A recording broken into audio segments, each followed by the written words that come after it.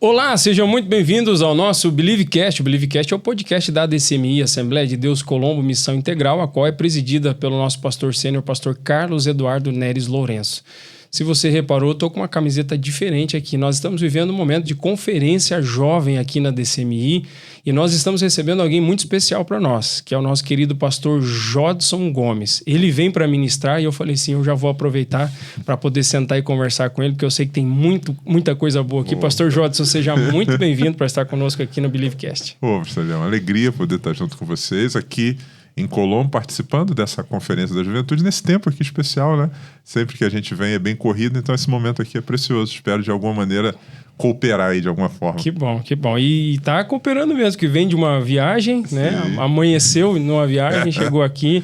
E que bom ter você conosco aqui. E eu já quero partir para conhecer um pouquinho mais da história, né? A gente em off, durante o dia, já conversou um pouco, mas você é um carioca, mas não nascido no Rio de Janeiro? É, exatamente. Eu falo que eu fui naturalizado carioca. Naturalizado. Né? O sotaque é carioca. Eu sou paraibano, eu nasci numa cidade chamada Cruz do Espírito Santo. Fica ali na região da Grande João Pessoa. Meus pais, quando eu tinha 7 meses de idade, migraram para o Rio de Janeiro. Ah, bem novinho. Então antes de fazer um ano eu cheguei no Rio de Janeiro e lá permaneci até 2012, que é quando eu vim para a cidade onde eu moro hoje, que é Londrina. Então, embora a minha família seja paraibana, é lá que eu tenha nascido, toda a minha infância, toda a minha vida se desenvolveu no Rio de Janeiro. A gente até hoje ainda mantém algumas realidades da cultura nordestina na alimentação. Até hoje, né? Sim, a gente ainda tem algumas coisas que a gente mantém.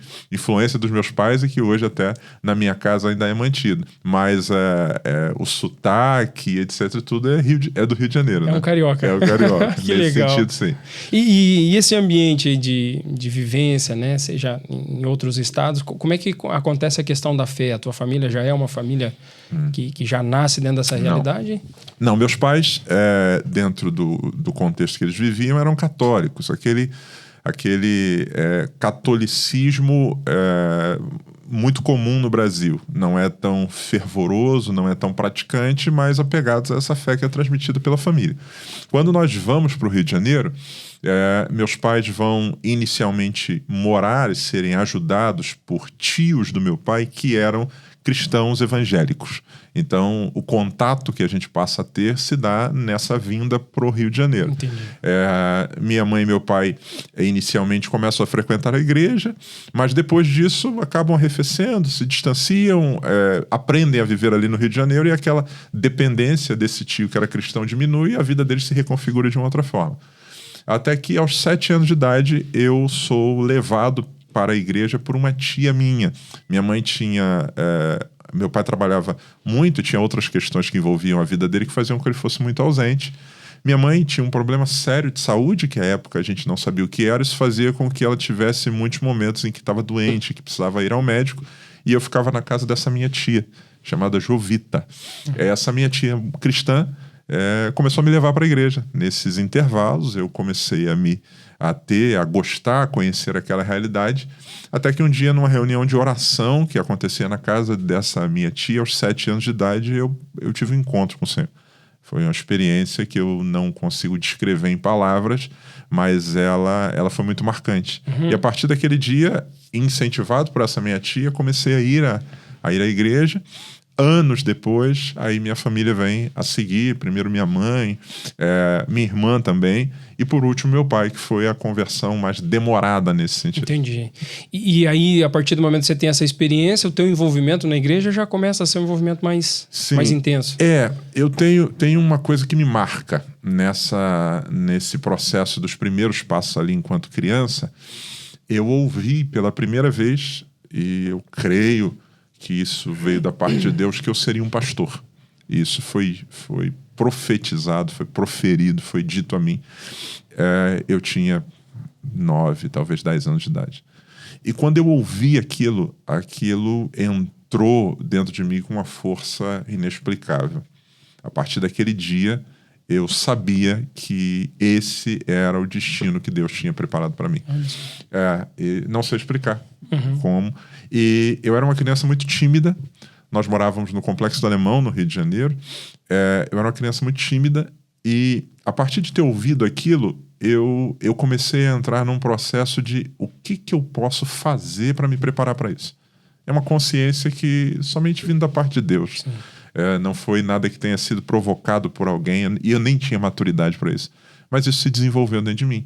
Então eu comecei poxa, eu sou muito tímido, eu preciso perder essa inibição. Eu preciso fazer alguma coisa para isso. E aí eu comecei a pregar para os meus bonecos. Eu tinha uma Bíblia pequena, meus pais, uma condição muito pobre, nós morávamos num barraco, tinha 2 cômodos e um banheiro, 1,70 m, 70 e pouco de altura. Hoje eu não caberia na casa que eu morava. E eu tinha uma Bíblia que ela começava em Deuteronômio e terminava em 1 Timóteo. Essa era a Bíblia que eu tinha. E eu me lembro, a minha casa era um porão, a gente morava no subsolo de uma outra casa, eu colocar os bonecos todos assim na escada e pregar para eles. Tinha um vidro de desodorante que eu usava como microfone, porque eu entendia naquele momento que se eu fosse, ou se Deus tinha me chamado para fazer aquilo, eu precisava me preparar para isso, então eu preciso perder isso.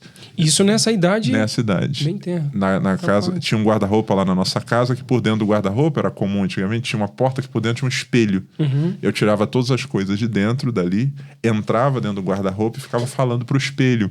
Porque na minha visão, aquilo era o que eu poderia fazer para perder essa inibição, porque se eu fosse um pregador, eu teria que falar com pessoas, ou ministrar, ou me comunicar com outras pessoas. Então, naquela faixa de idade eu tinha certeza disso.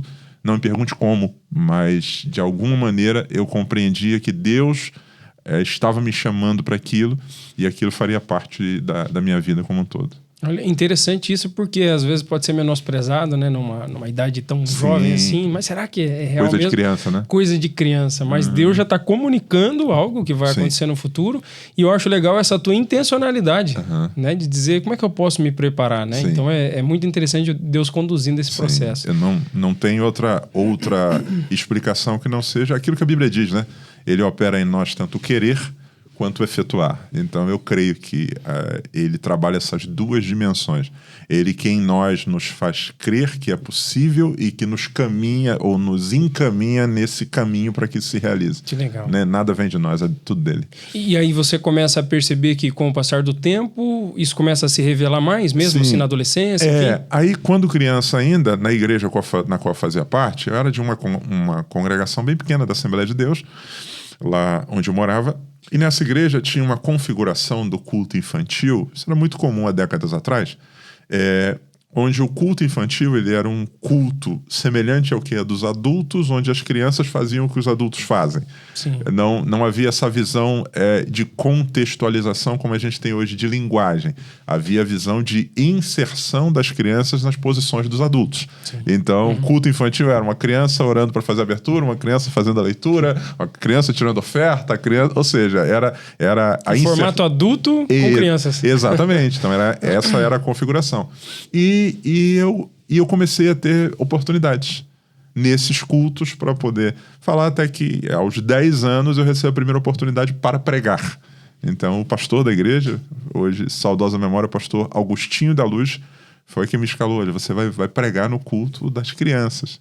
E eu não lembro como foi, mas eu lembro sobre o que eu preguei. Eu preguei sobre a história de Davi, eu lembro até hoje que eu preguei. E assim...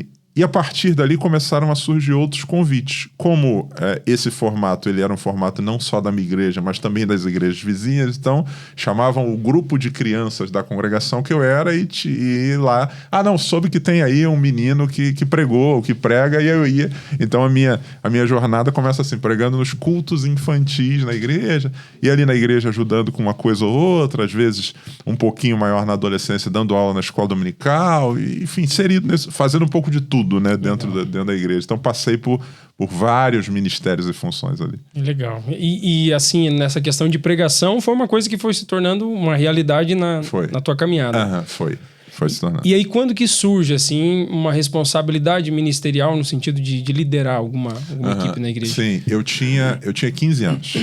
15 anos eu sou convidado pela liderança da igreja para assumir a liderança do Ministério de Jovens.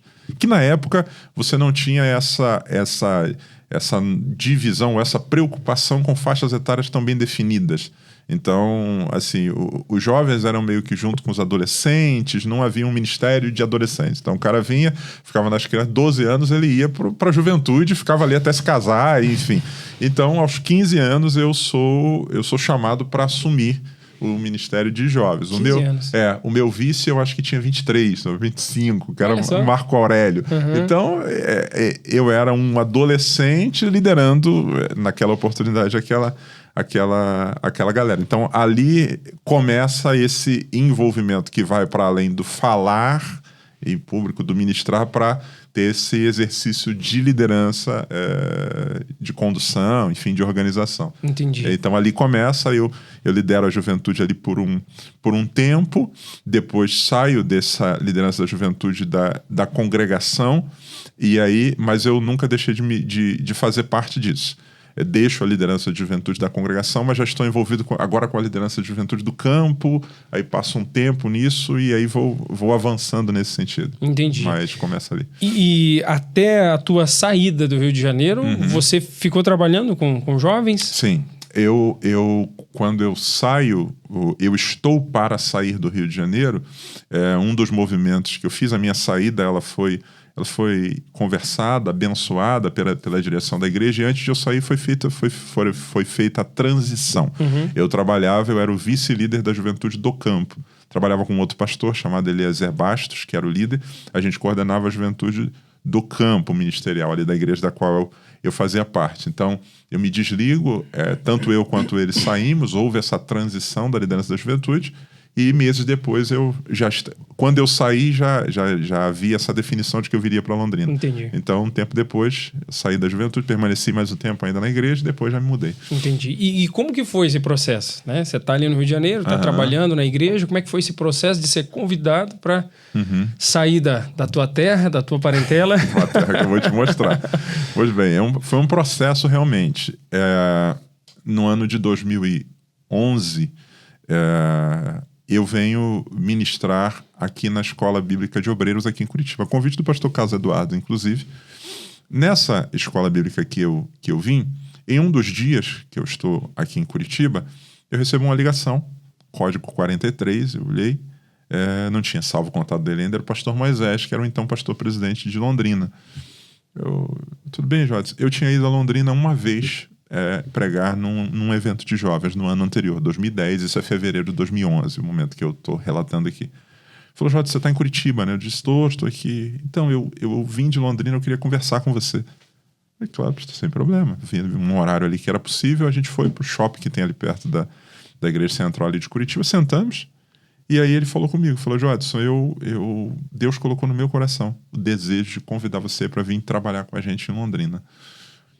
Eu ouvi, e aí eu fui bem direto. Eu falei, pastor, eu não tenho motivo nenhum para sair do Rio de Janeiro. Isso era fevereiro, eu me casava em agosto. Eu estava 6 meses antes do casamento, a vida estava minimamente estruturada. Minha esposa trabalhava numa empresa onde ela seria promovida a seguir. Eu trabalhava num lugar que eu sempre tive vontade de trabalhar. E viajava pregando, enfim, estava ajustado na igreja onde eu cresci, estava tudo bem. Eu falei, pastor, não tem motivo nenhum para sair do Rio de Janeiro. Mas vamos orar. Se Deus trouxer alguma resposta nesse sentido, amém. Caso contrário, vamos parar por aqui. Eu não quero saber de mais nada, porque se o que tiver diante de mim for melhor do que o que eu tenho, eu posso me empolgar. Se for inferior, eu posso desanimar. Então a gente para por aqui. Amém? Beleza. Vamos. Voltei para o Rio de Janeiro.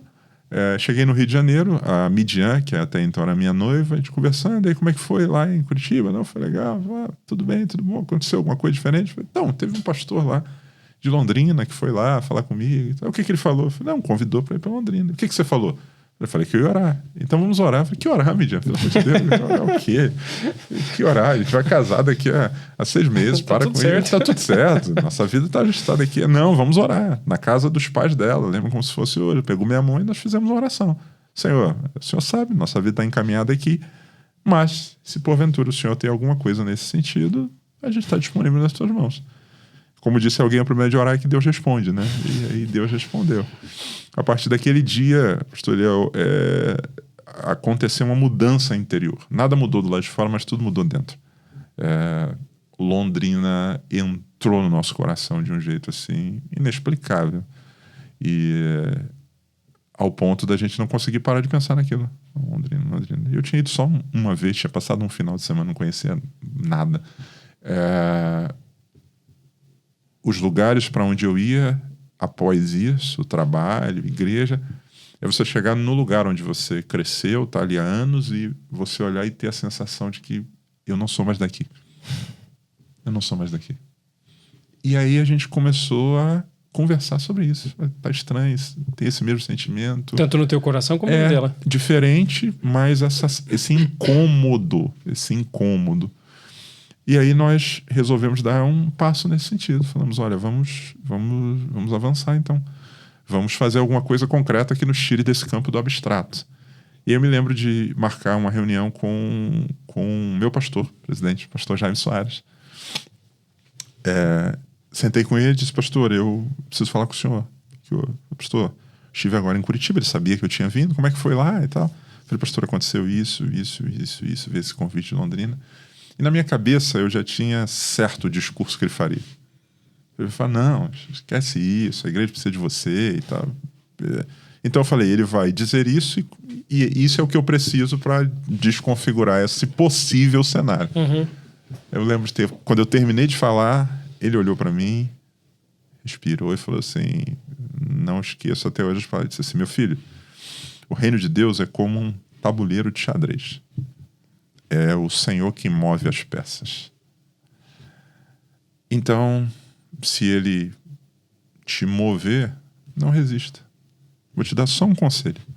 Faz igual o Gideão. Peça para Deus sinais claros de que isso vem da parte dele. Se ele te responder, eu te abençoo. E a conversa terminou assim. Eu parei. Foi diferente do que você estava esperando. O que mais? Ele levantou e saiu. Só isso? Não. Como assim? E eu saí dali com aquilo. Cheguei com a Midian e falei, Midian, vamos fazer então igual a Gideão. Aí nós escrevemos coisas que para nós eram sinais. A gente fez isso junto porque à medida que fosse acontecendo, era importante que nós dois tivéssemos a mesma... Será que eu não estou interpretando errado? Será que... Colocamos uma lista de coisas que eram sinais para nós de que Deus estava nos direcionando nesse sentido. E eles foram acontecendo um a um.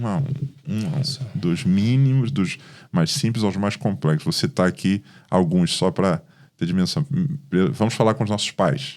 Até então estava entre nós comunicar. Eu saí da casa da Midian e fui para a casa dos meus pais. Cheguei em casa, falei com a minha mãe, preciso falar com a senhora. Deus já falou comigo. O que foi? Deus falou que você vai casar e não vai morar no Rio de Janeiro. Meu Deus. Então, pode ir que ele é contigo. Beleza.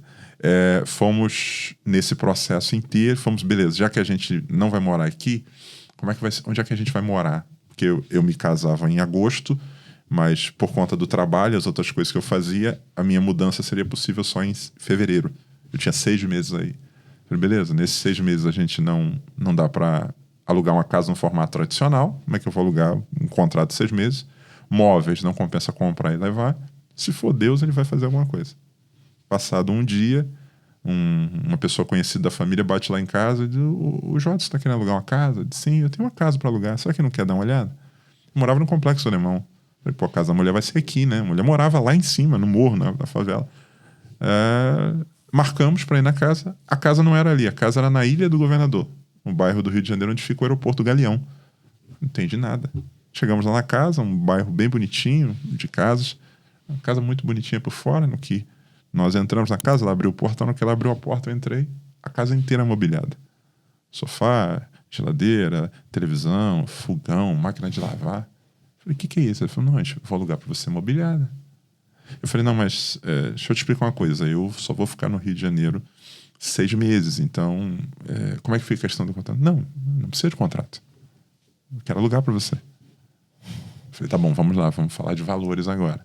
Discutimos, conversamos, valores. Aqui. Por fim, eu fui morar nessa casa mobiliada a um aluguel que custava R$300 na época. Meu Deus. E esse aluguel eu nem paguei, porque tem uma outra história envolvida nisso, que eu nem precisei pagar esse aluguel por conta de uma outra bênção que eu recebi. Então Deus foi fazendo todos os sinais.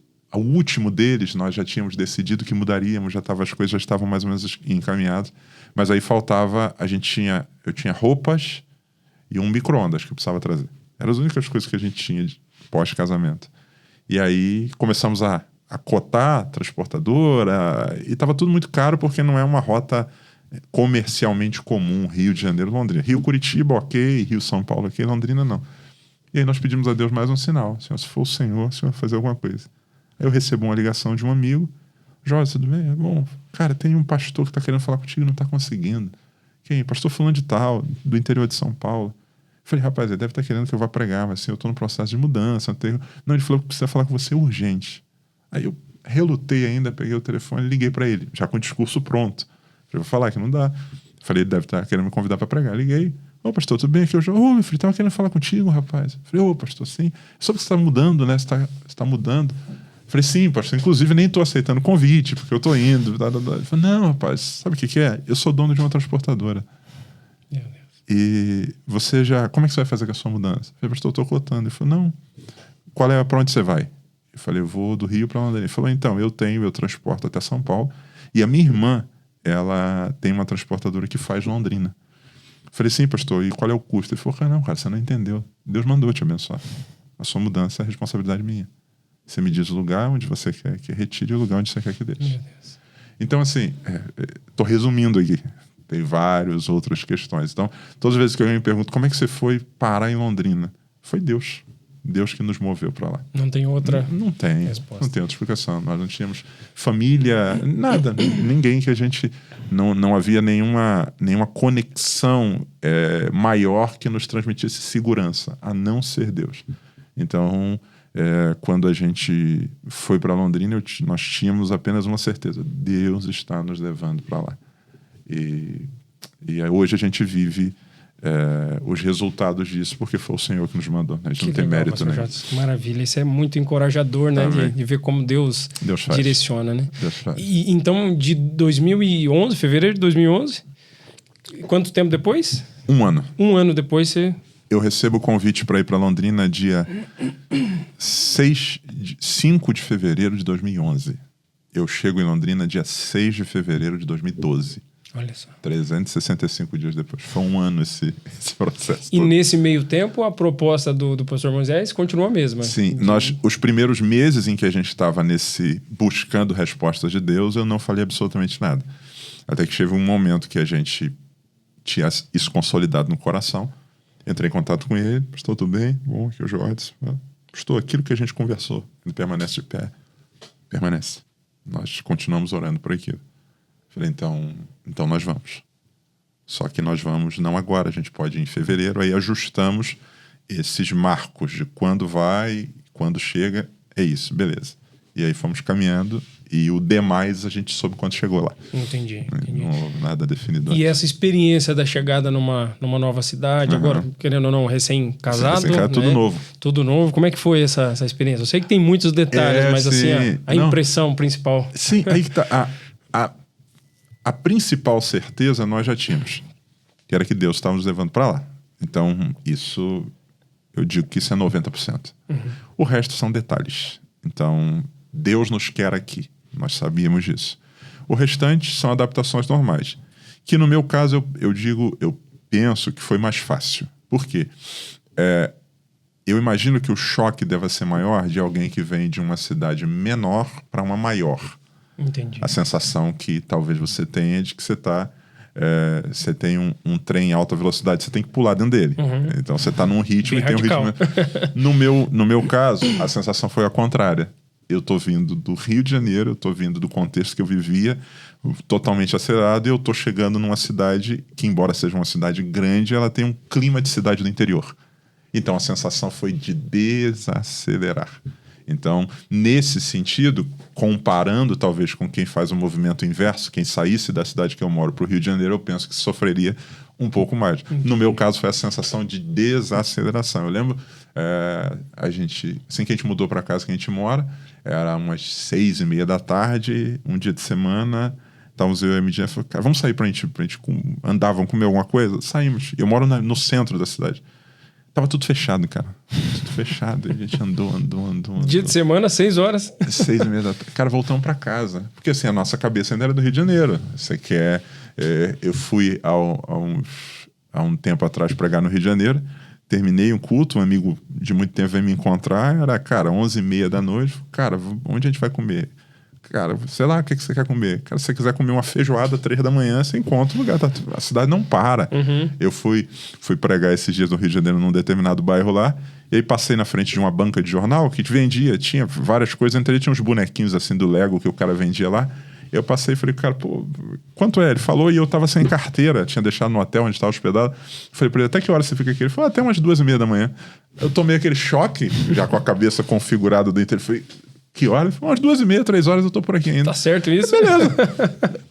Normal. O expediente normal dele é 3 da manhã. Então eu fui e depois passei lá e comprei o que eu precisava. Agora, no contexto que eu vivo, não. Isso não existe.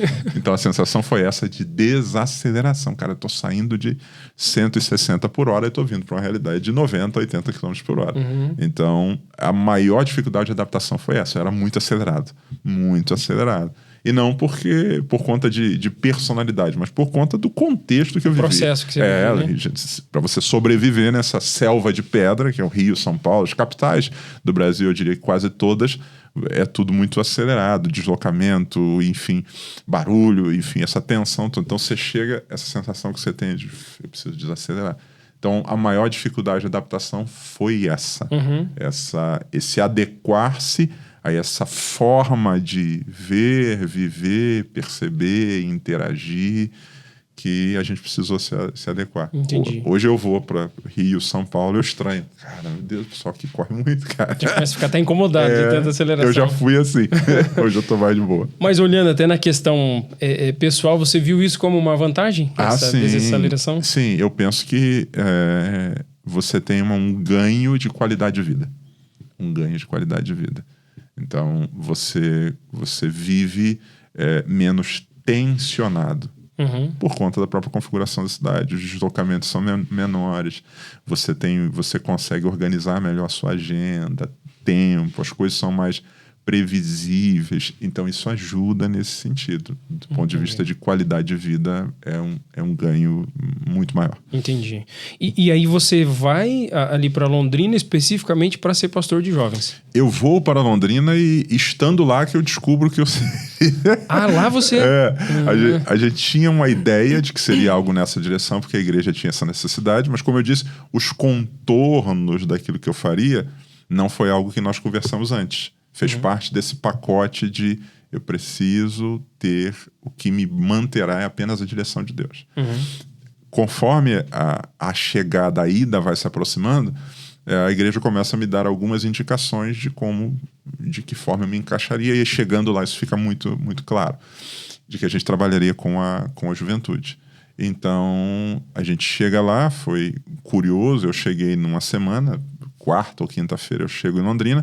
No sábado eu vou ao culto de jovens, e o primeiro culto que eu participo é o culto que eu tomo posse. Então foi, bem, pastor Jodson tá aqui com a partir de hoje eu...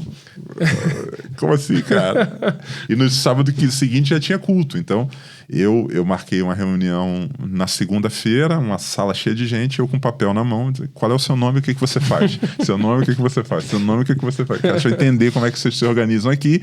Tô chegando, mas vamos. Aí, nesse momento, duas coisas são favoráveis na minha visão. Primeiro, a idade. Eu tinha 25 anos de idade. E segundo, o fato de ter vindo do Rio de Janeiro. Como eu era acelerado. Então, assim, bora. Não, vamos. Então eu fui, igual um trator. Vamos fazer.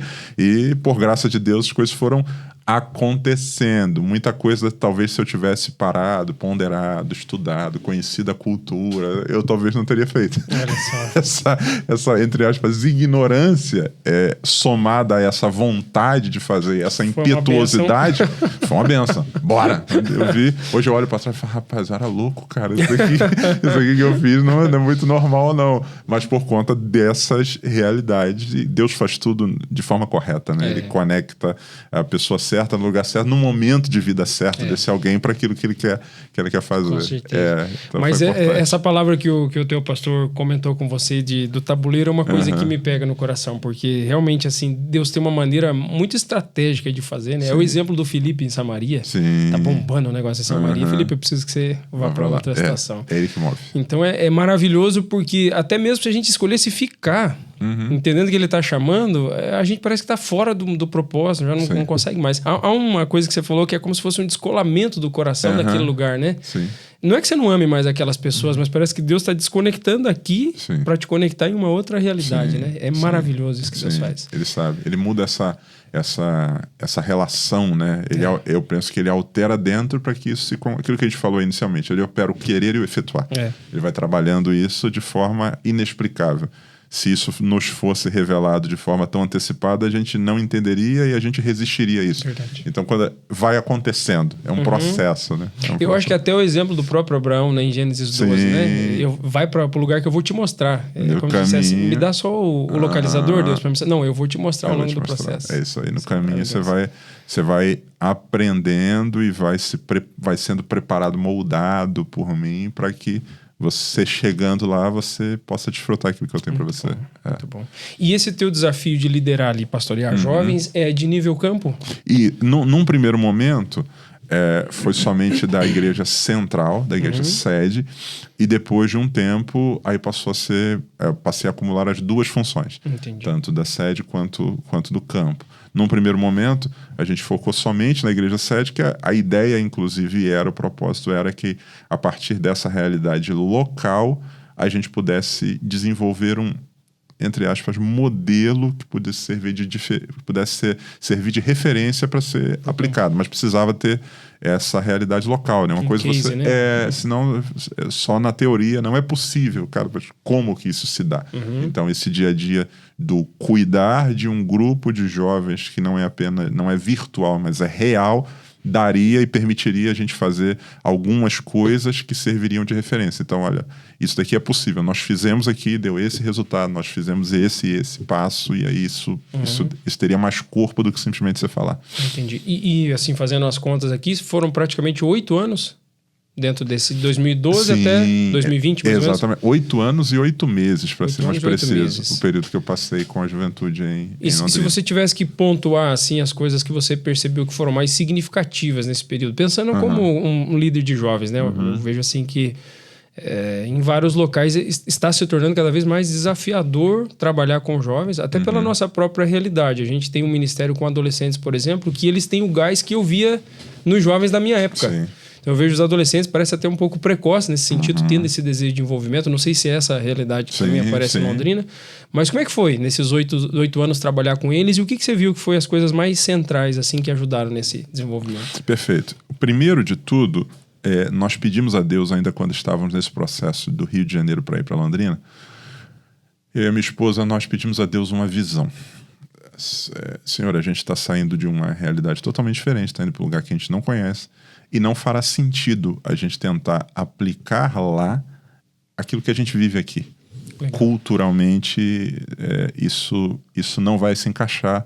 Aquilo que faz sentido aqui talvez não faça lá. E óbvio, eu não estou falando dos princípios do evangelho que são supraculturais, mas da forma de aplicação. A contextualização.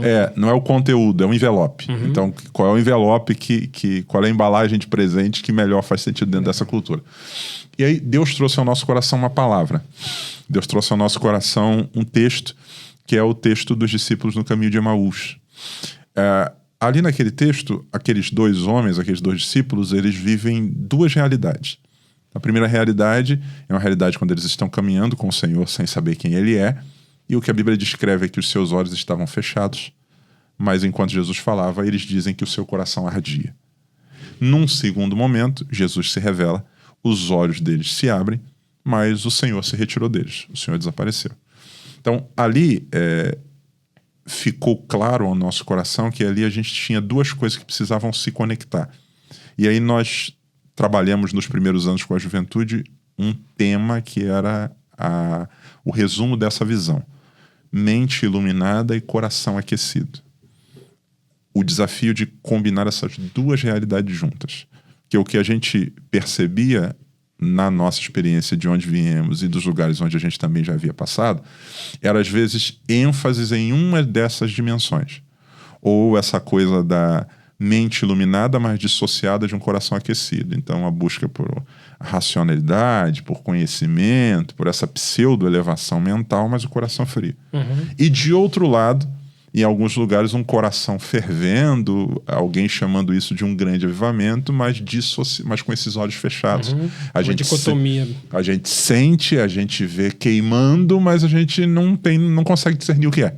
Então, o encontro dessas duas realidades, eu penso que seja o equilíbrio. Então, uma mente que discerne o que está acontecendo, mas ao mesmo tempo enquanto o coração queima.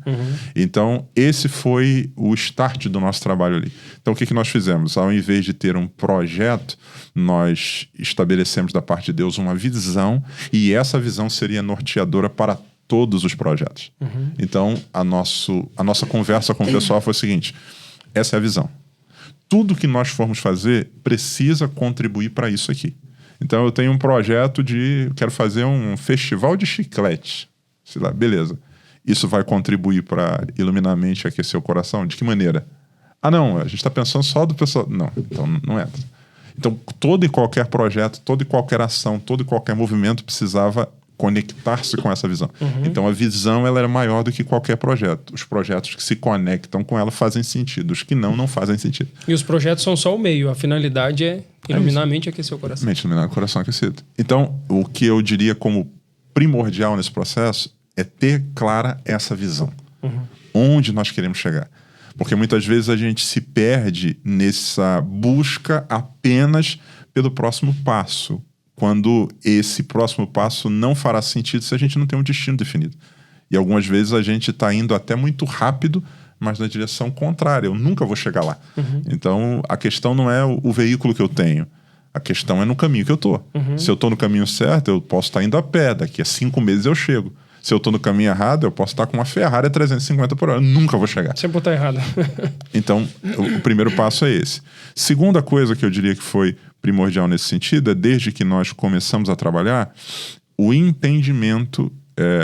Quando alguém me perguntava, e ainda me pergunta, como é que você se define ministerialmente? Eu me defino como um peso de porta. O que é um peso de porta? É um elemento que você coloca numa porta para mantê-la aberta.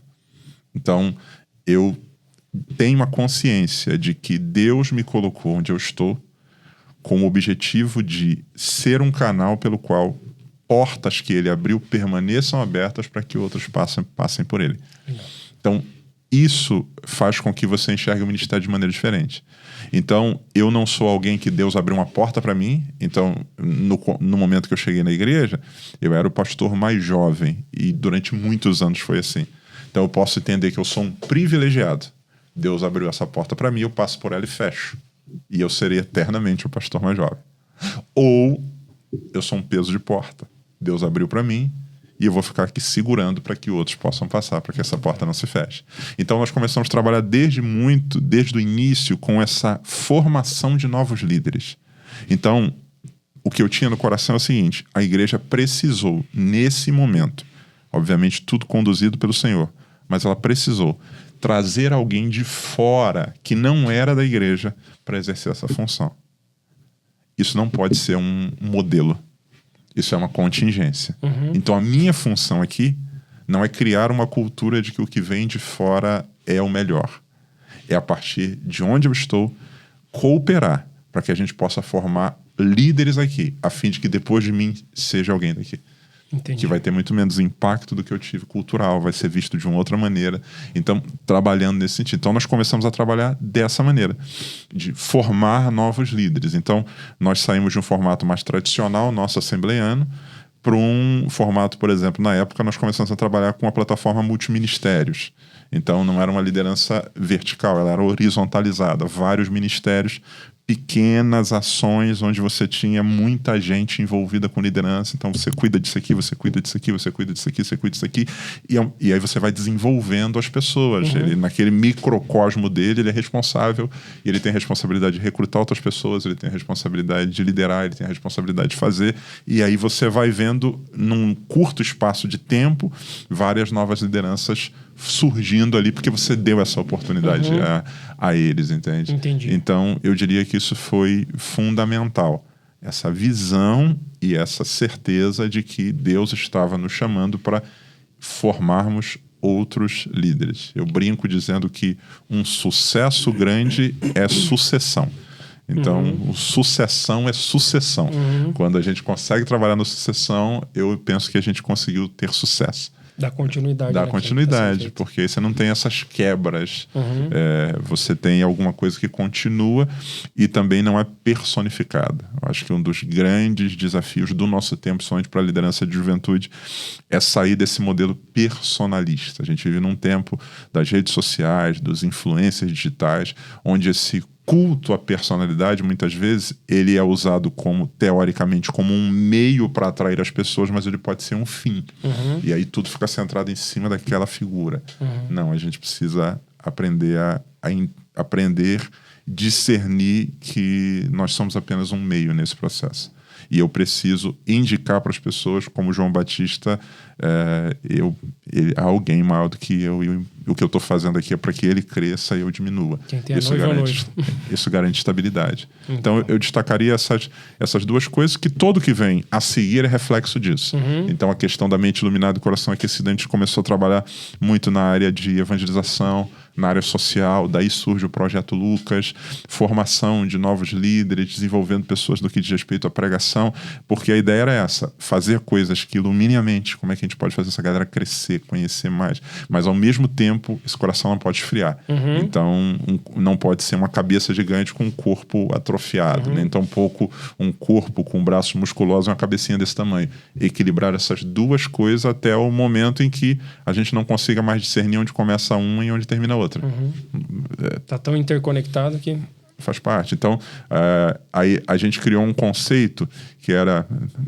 criamos um conceito. Nós adaptamos um conceito que era um conceito de congresso sustentável. O que vem a ser isso? Nesse mote aí da área ambiental, quando você faz um grande evento, você precisa compensar as emissões de carbono que você faz daquilo com alguma outra ação. Então, vou fazer um negócio gigantesco aqui, vou gastar energia, não sei o que, mas em compensação eu vou plantar tanto, vou fazer aquilo. Então, nós trabalhamos esse conceito com a juventude. Então, toda ação que a gente faz para nós, ela precisa ser compensada com alguma ação para além de nós. Então, nós estamos gastando energia aqui dentro. A gente precisa compensar isso aqui com algum movimento que vá para o lado de fora. Então, começamos a desenvolver isso. Então, a nossa conferência, por exemplo, ela começava na sexta-feira, normalmente. No sábado, começava no sábado. Domingo de manhã, em toda a programação, ela tinha algum tipo de ação para fora das quatro paredes. E diversificada. Então, teve eventos da gente fazer 20 ações distintas simultaneamente na cidade.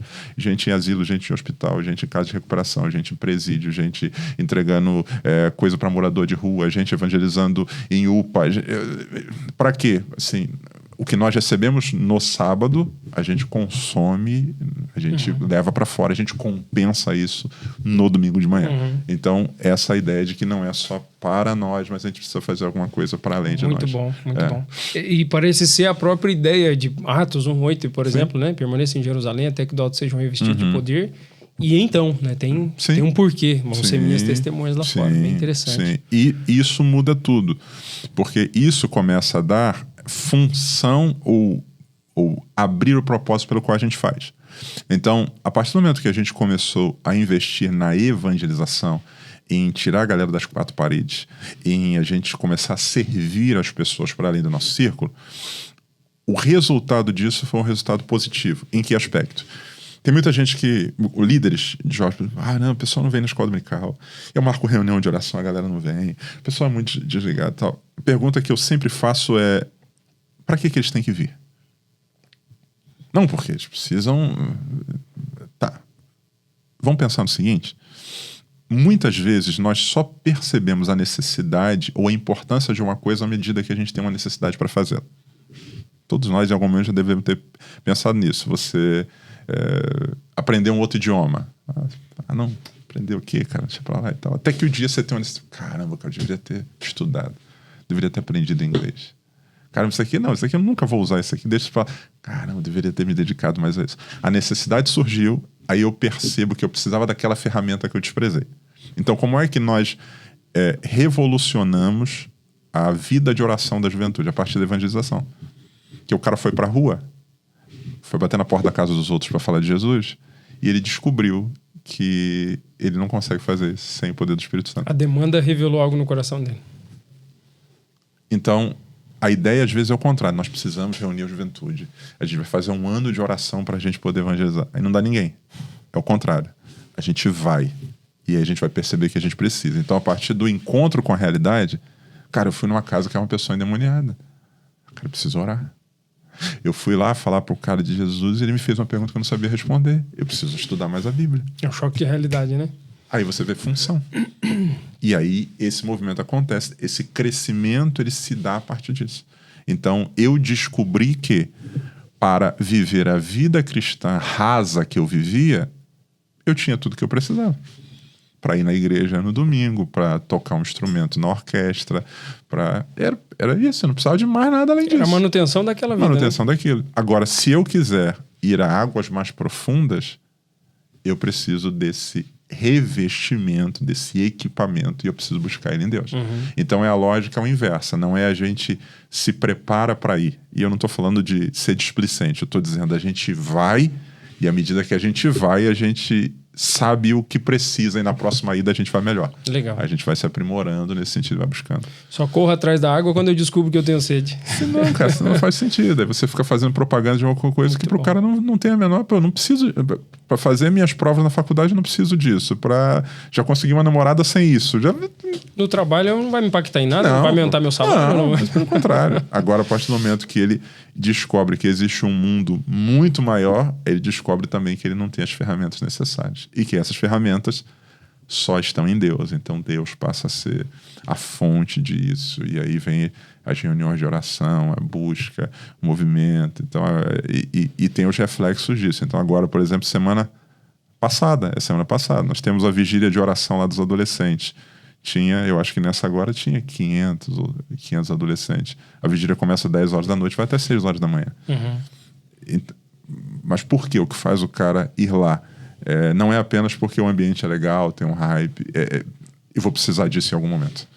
Eu preciso disso. É uma necessidade. Eu preciso buscar. Não é uma coisa que meu pai e minha mãe estão enchendo meu saco que eu preciso. Por conta desse encontro com a realidade. Por mim mesmo, né? Por mim mesmo. Eu preciso. Para a vida que eu aprendi, que eu preciso viver, eu preciso disso. Para dar qualidade a essa vida. Eu sei que você comentou disso como uma visão, mas eu sei que você tem rodado por vários lugares, pregado e convivido com muita gente.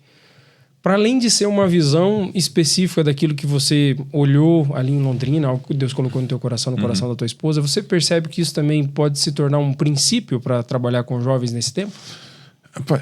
É muito... eu penso que a gente precisa tomar muito cuidado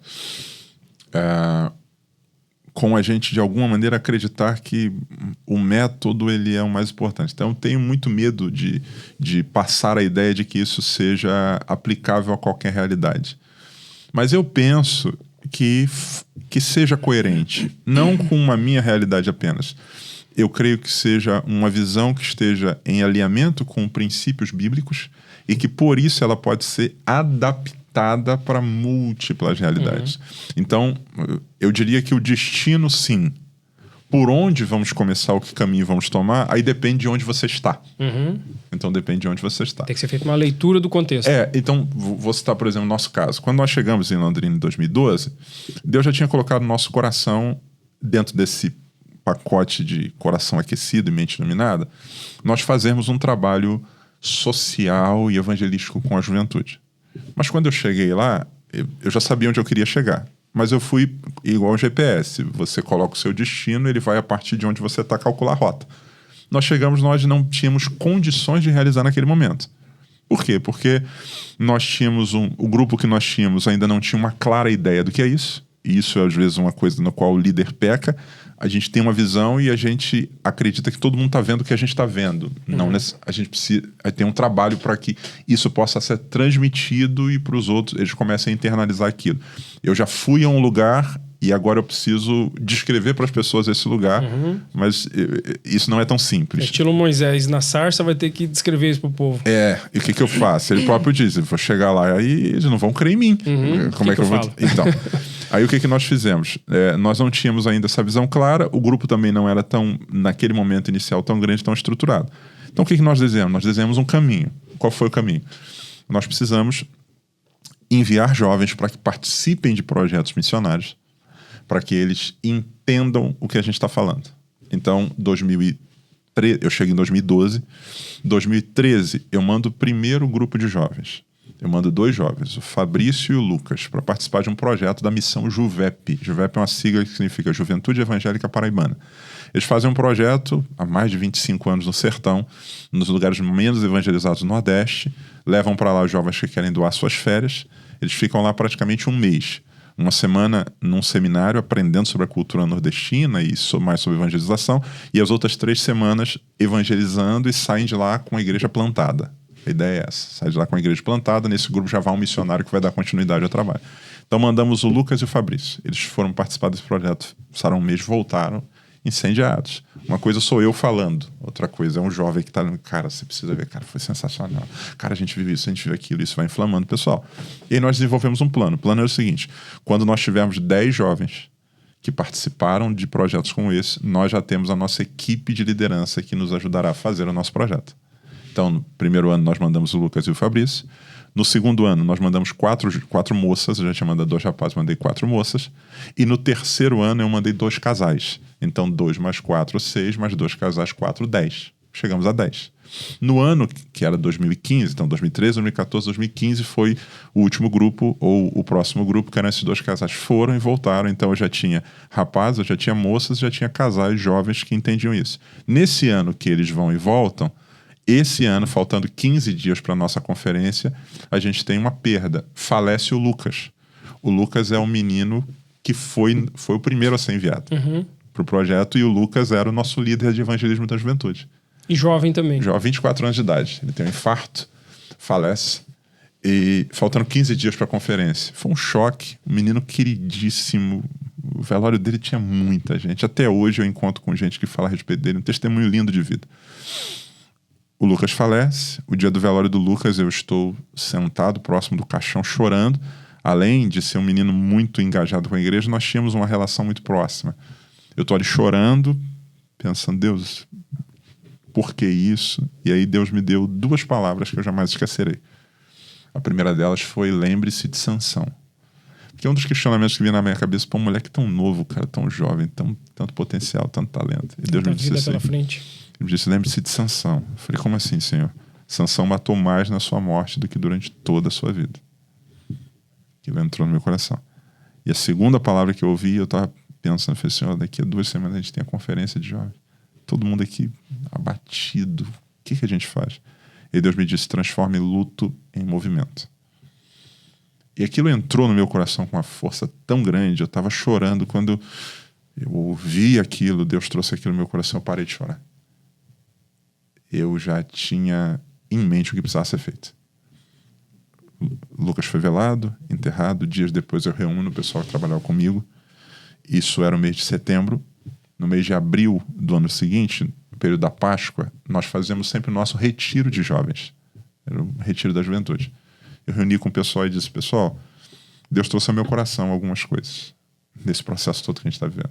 E compartilhei com eles. Deus disse que o Lucas, a história do Lucas não seria mais impacto na sua morte do que na sua vida. Deus mandou a gente transformar a luta em movimento. Então, minha proposta é a seguinte: nós transformarmos o nosso retiro num projeto missionário. E a sugestão é que se chame Projeto Lucas, em homenagem ao Lucas. E aí daí que surge o Projeto Lucas. Entendi.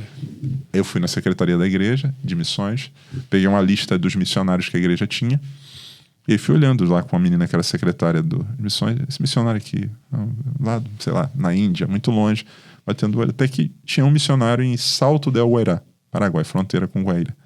Eu olhei e falei, esse missionário aqui. Falei, então, esse missionário a gente ajuda ele financeiramente, a igreja manda uma oferta para ele, mas ninguém nunca foi visitá-lo.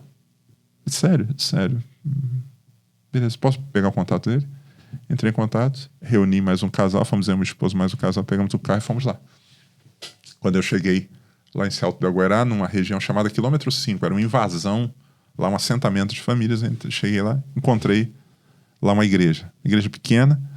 A igreja tinha, na época, 50, 60 membros e só tinha 30 cadeiras. A igreja não tinha ventilador, a igreja não tinha banheiro. O pessoal usava o banheiro da casa do pastor, que ficava no fundo.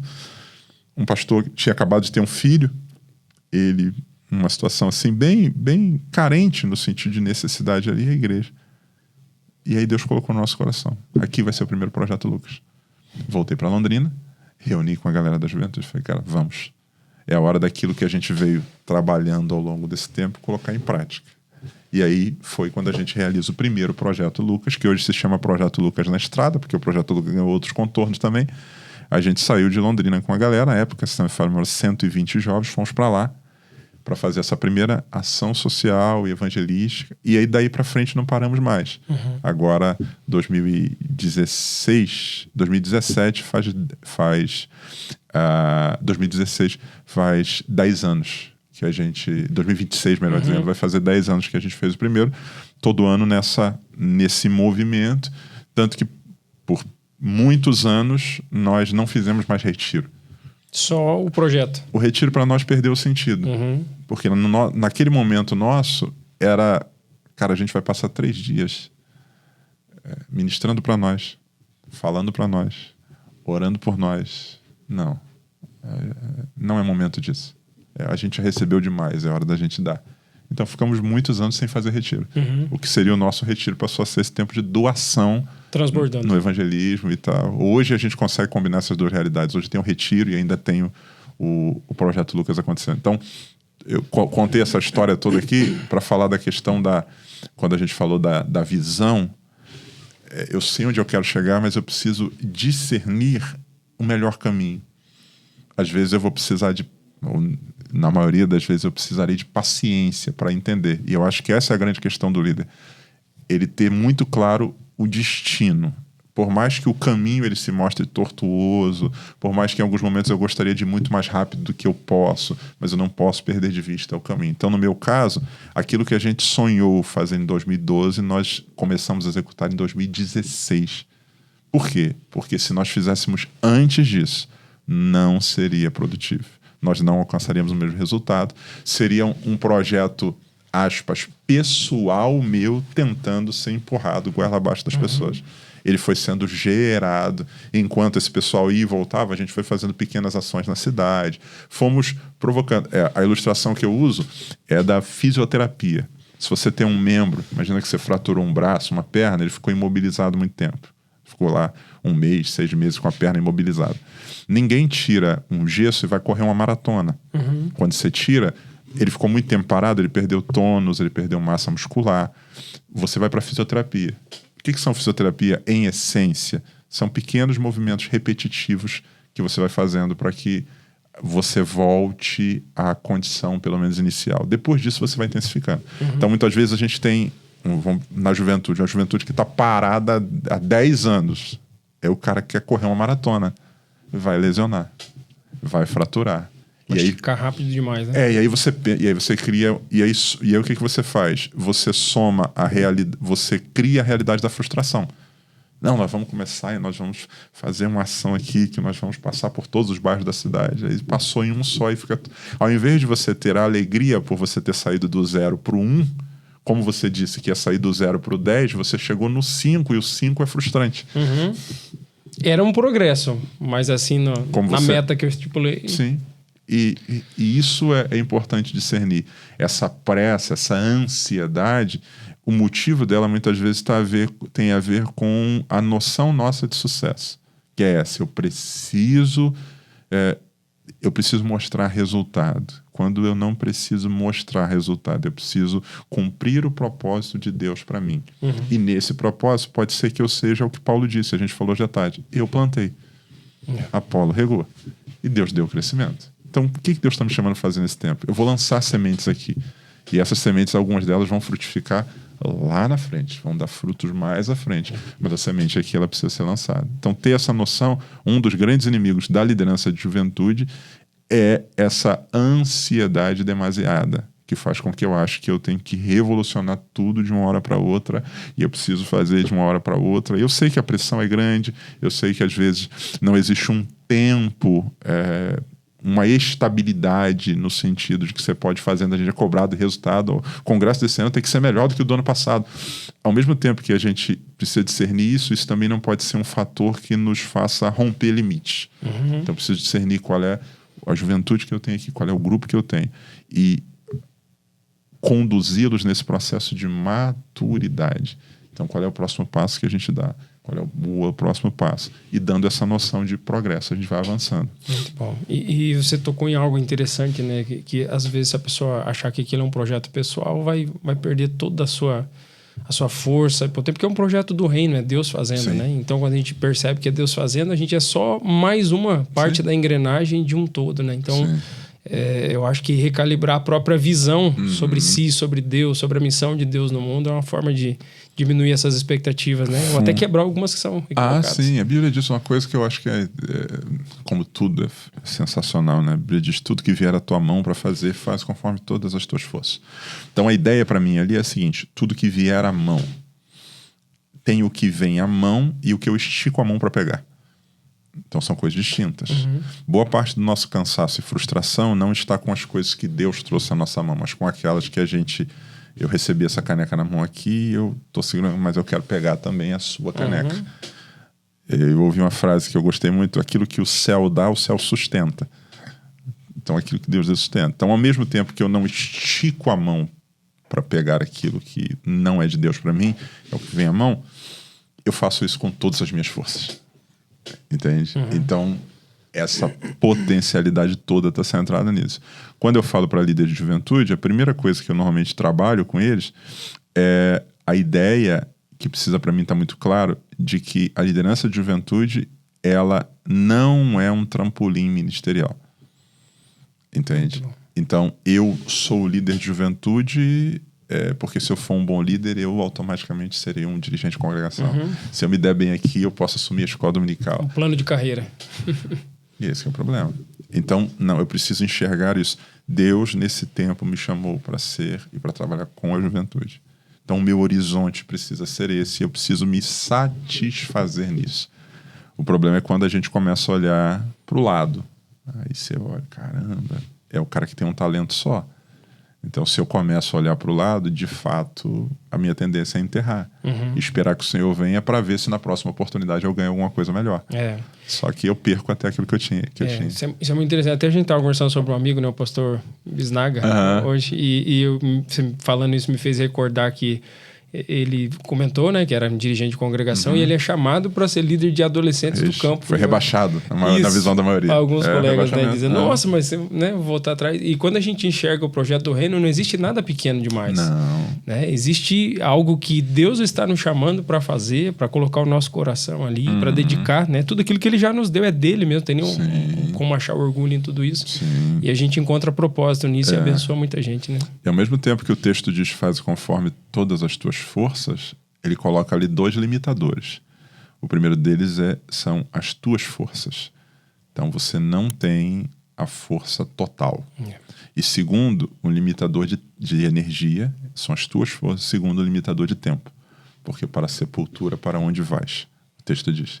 Ou seja, você não vai conseguir fazer tudo em intensidade, porque você tem um limitador de força, e você também não vai conseguir realizar tudo no que diz respeito a tempo, tem um limitador de tempo. Você vai para a sepultura.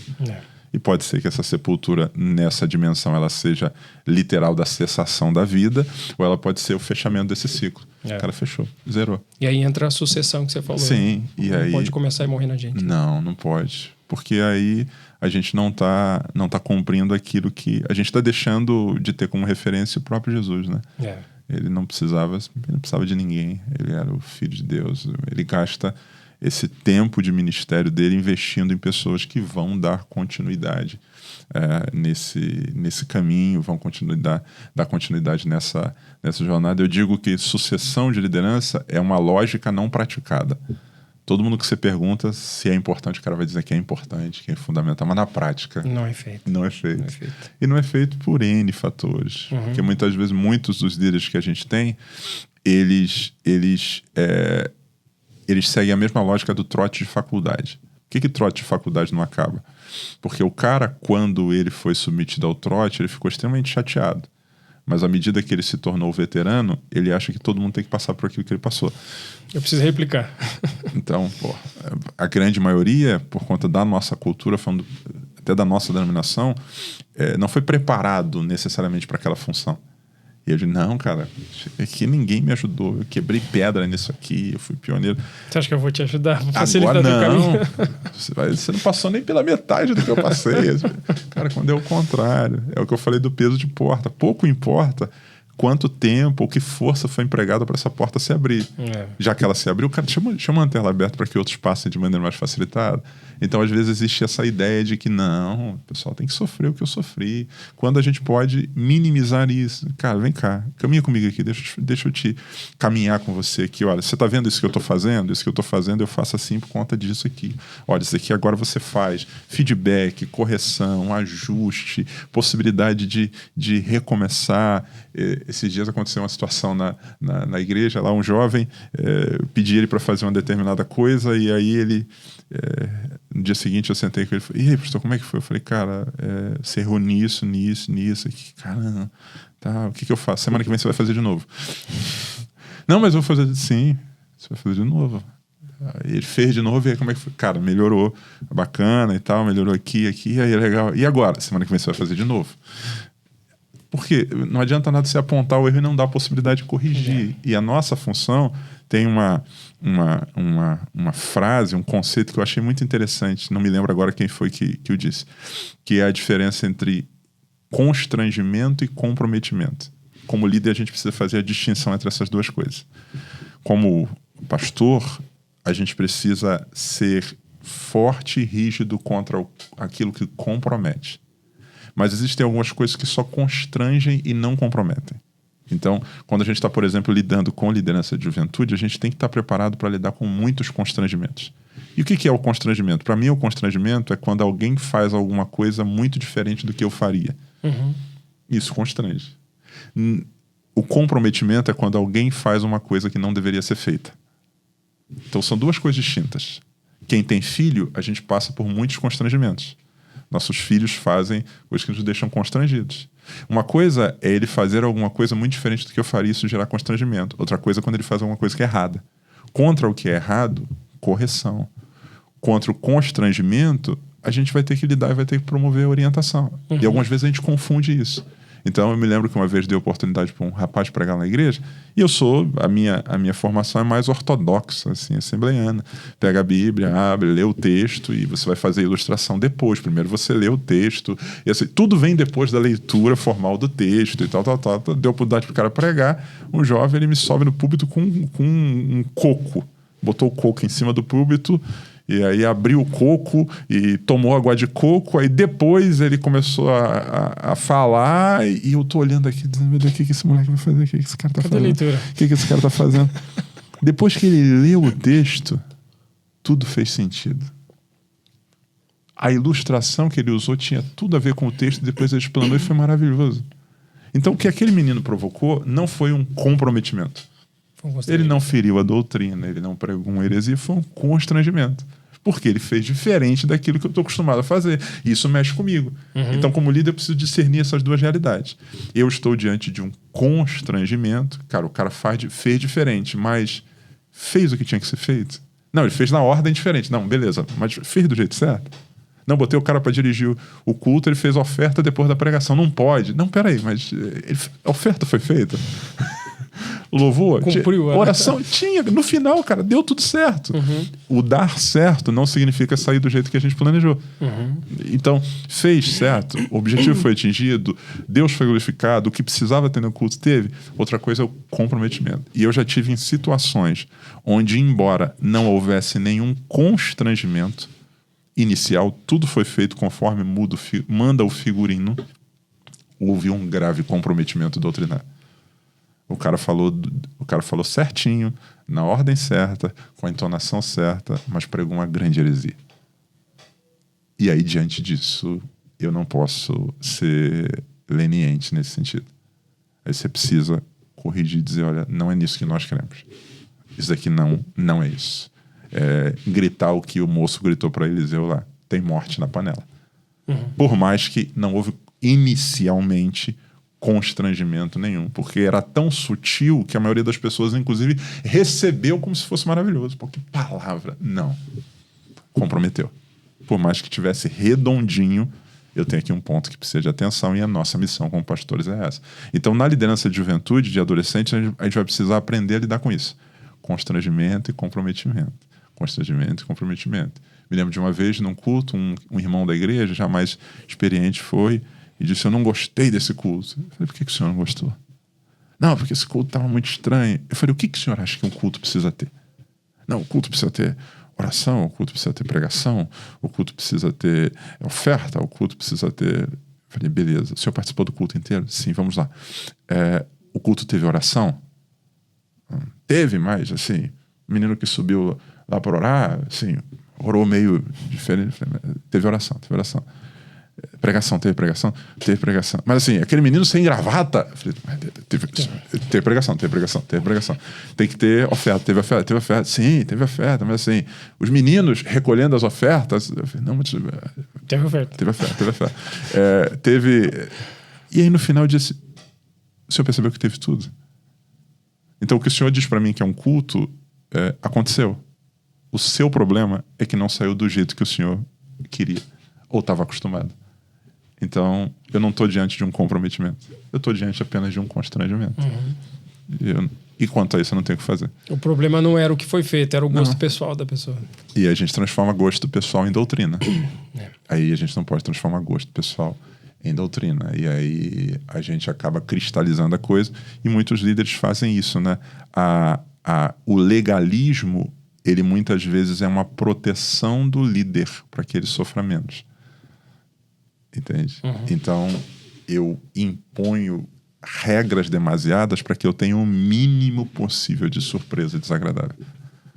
Porque na liberdade eu posso ser surpreendido e a última coisa que eu quero é me sentir constrangido.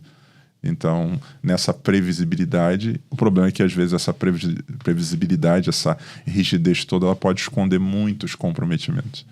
Mas passa desapercebido do olhar da maioria. E aí, é mais fácil eu controlar do que deixar as coisas correrem e eu correr os riscos, né? Porque aí eu não sou, nesse caso, eu não sou protagonista e muitas vezes é isso que a gente não quer. A gente quer ter a coisa feita do nosso jeito. E assim, no reino, o jeito certo é o jeito de Deus. Eu falei esses dias na igreja: heresia não é o que eu não gosto. Heresia é o que Deus não gosta. Entende? Então, tem coisas que eu não gosto. Eu não gosto, cara. Tem um gosto pessoal. Sou de uma outra geração. Tem umas coisas que eu olho os moleques fazendo e falo: cara, que troço, cara. Não faz o menor sentido, mas a pergunta é, cara...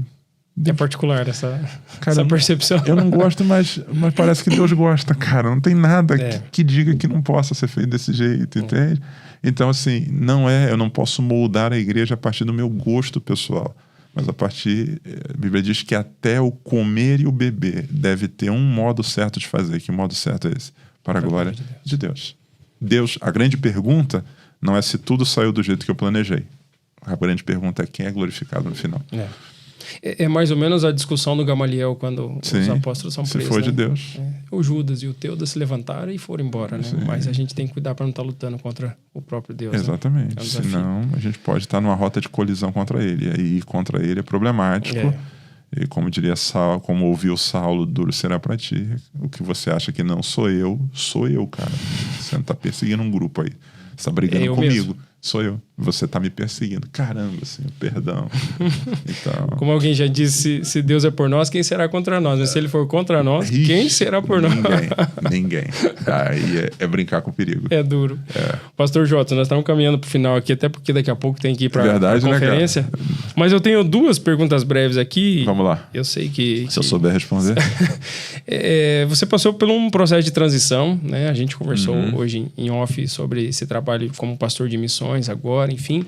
Eu só queria que você caracterizasse como é que foi esse processo de transição. Sei que tem vários detalhes, mas assim, eu sou um pastor de jovens daqui do ministério e eu estou transicionando para um pastor de missões. Como é que foi essa transição para você? Bom, primeiro, nós trabalhamos a transição na juventude sem se preocupar com a minha transição. Vou explicar. Eu assumo em 2012. A partir de 2013, eu começo a trabalhar intencionalmente com uma pessoa que eu tinha convicção de que tinha um potencial para ser o meu sucessor, que é o pastor Alex. Até então nem pastor era. Comecei a trabalhar intencionalmente com ele. Num primeiro momento, aquele cronograma que a gente normalmente faz, né? Eu faço e você observa, eu faço e você me ajuda, você faz e eu te ajudo, você faz e eu observo, você faz e eu vou embora.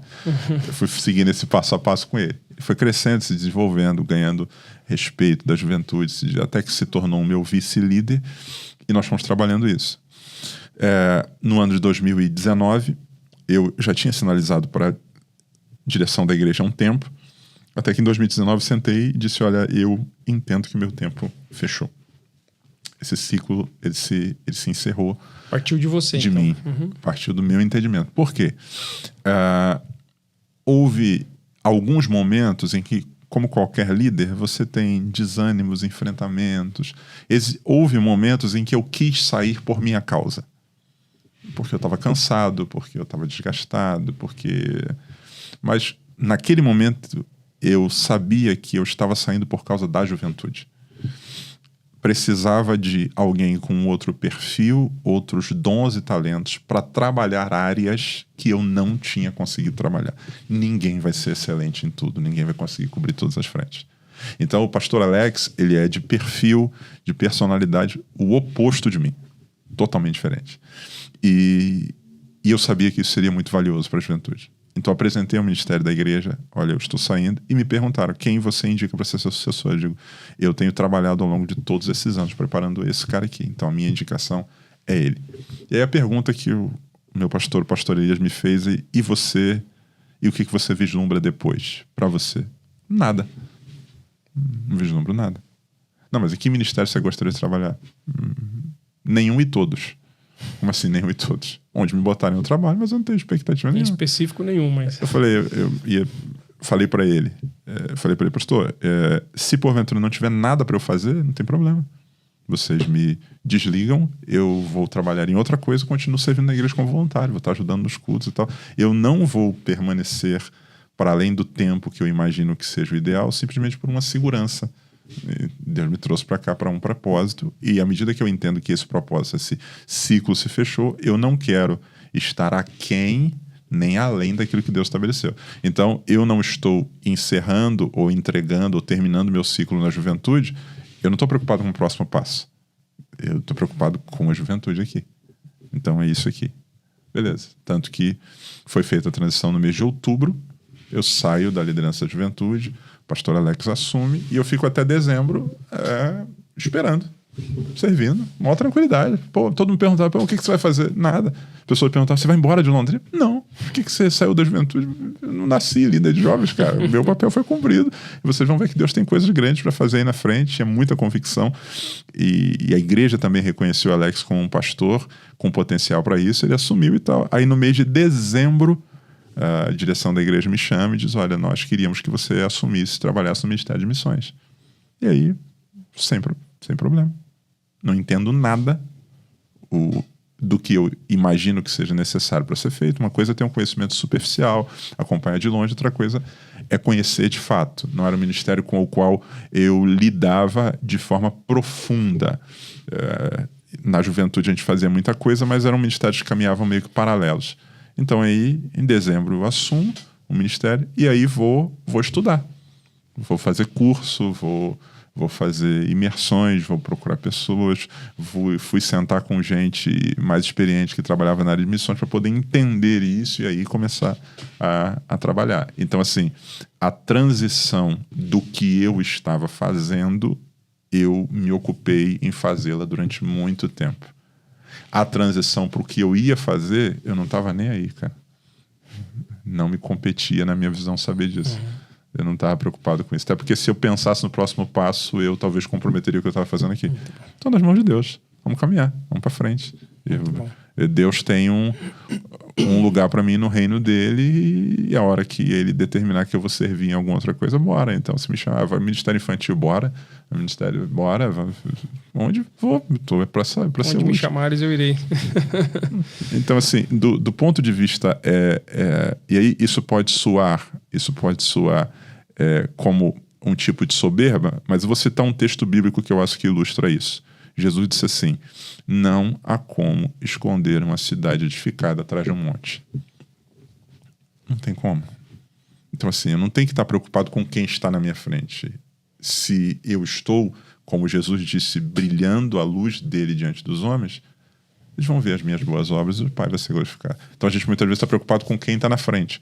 Quando não tem problema. Se eu tenho diante de mim um objeto grande e opaco, mas eu tenho luz, isso vai estourar em algum canto. Isso vai... Talvez a luz não consiga transpassar o objeto, mas os feixes dela vão aparecer. Nem que seja um contorno ali, vai aparecer. Então, por isso que Jesus diz que é luz, é sal.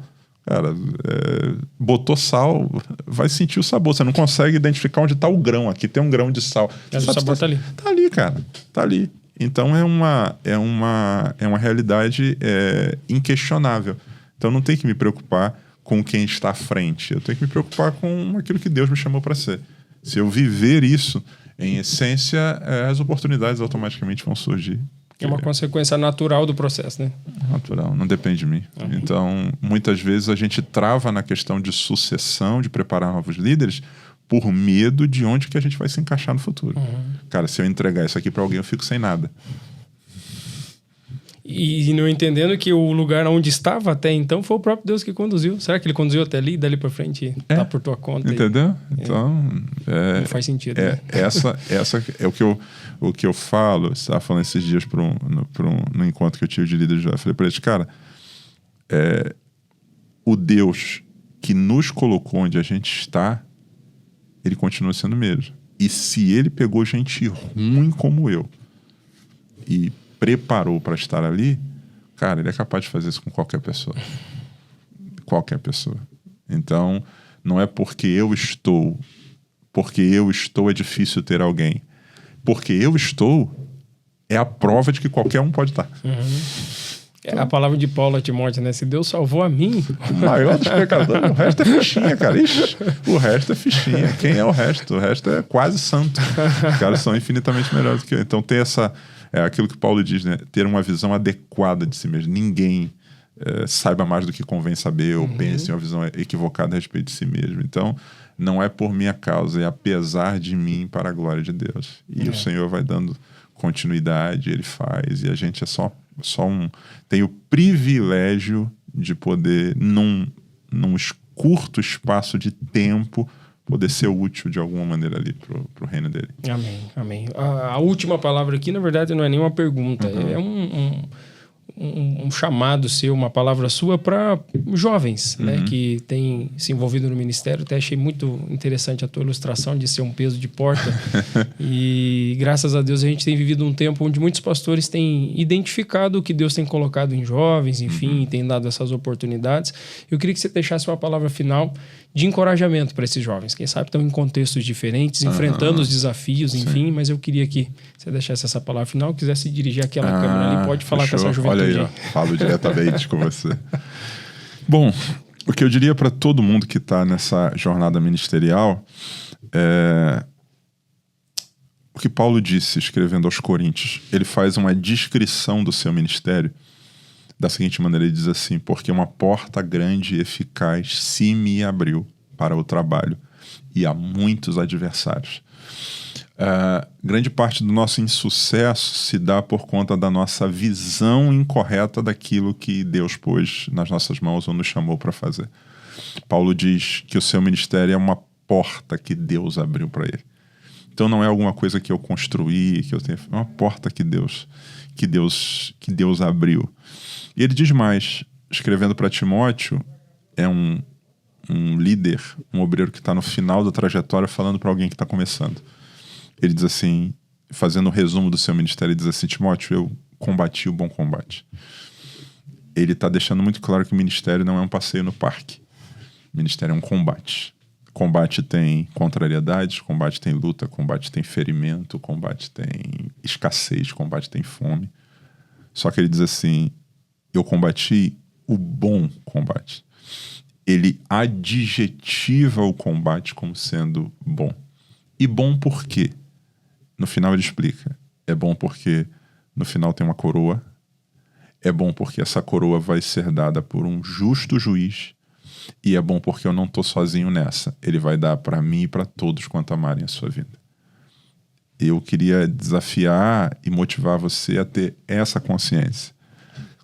Não é fácil, mas é bom. E é bom por quê?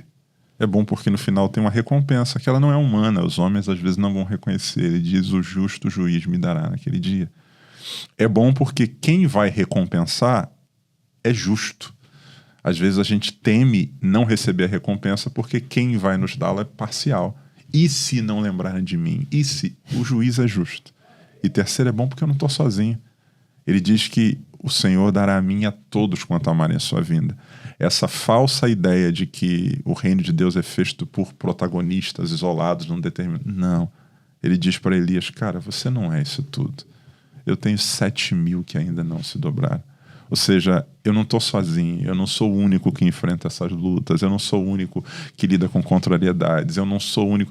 Tem muito mais gente nessa linha de combate. E o fato de saber que eu não sou o último dos moicanos, mas eu faço parte de um exército poderoso, me incentiva a continuar lutando e nós vamos vencer em nome de Jesus, para a glória dele. Amém. Pastor Jodes, que tempo precioso. Amém. Eu Espero desejo que muito você... em breve poder conversar novamente. Vai ser um prazer. Quem sabe falar um pouco sobre o trabalho de missões, Opa. mas eu fui muito enriquecido nessa conversa. Amém. E desejo de coração que Deus continue te guiando, te Amém. Conduzindo, abençoando você e a tua família, né? Todos os projetos que Ele tem para a tua vida, para a tua Amém. família, para o teu ministério dentro do reino, que se cumpra para a glória dele assim e seja. para a bênção das vidas que vão Amém. estar sendo servidas para você. Tá bom? Que Deus abençoe ricamente. Muito obrigado pela oportunidade, um abraço a todos. Amém. Obrigado. E para você que nos acompanhou até aqui, considere, se você não é inscrito no nosso canal, se inscrever e também vai ali embaixo. Tem um linkzinho escrito compartilhar. Compartilhe com outras pessoas. Eu tenho certeza que esse conteúdo foi enriquecedor para mim e eu tenho certeza que foi para você.